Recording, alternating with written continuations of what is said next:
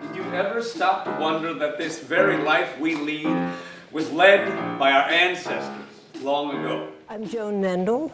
I've been a member of the Asolo board for, I can't count the years anymore.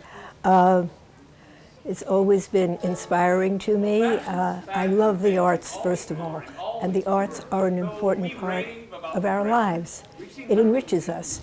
And when people say, oh, the arts aren't really that important, it's medical and whatever else. If your life is enriched, if you smile, if you laugh, you've helped the health of your life. It's very important. It's an important aspect. But beyond that, Sarasota is a small city that is so filled with all the arts. And it isn't only the arts that we receive, that we get the pleasure from, but it supports this whole community. If you close down all the arts that we have here, what would we be left with?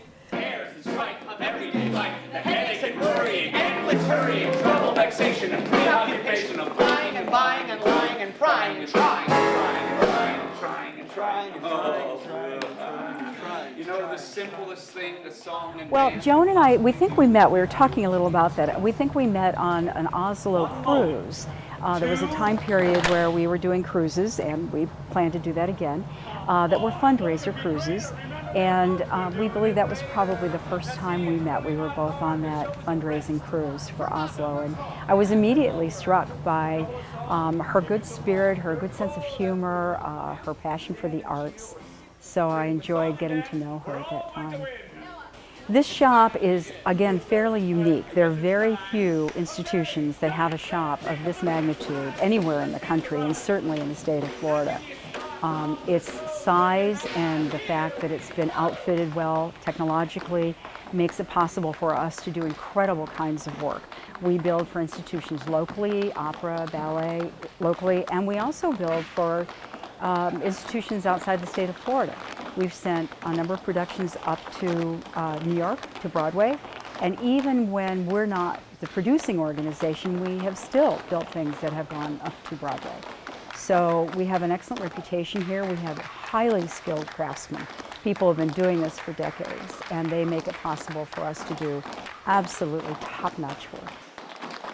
I learned early on as a child the importance of giving to anyone and everyone who has a need.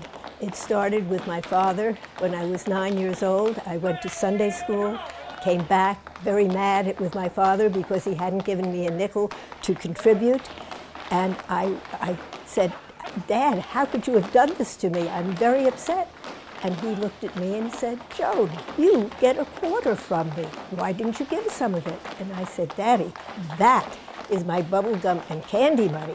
And he said, Joan, give part of that.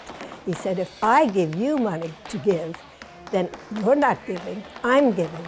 You must learn to give from whatever you have. That was the beginning of my realizing the value of contributing to organizations. No matter what you have to give a little bit of whatever it is. And I gave part of my quarter from then on.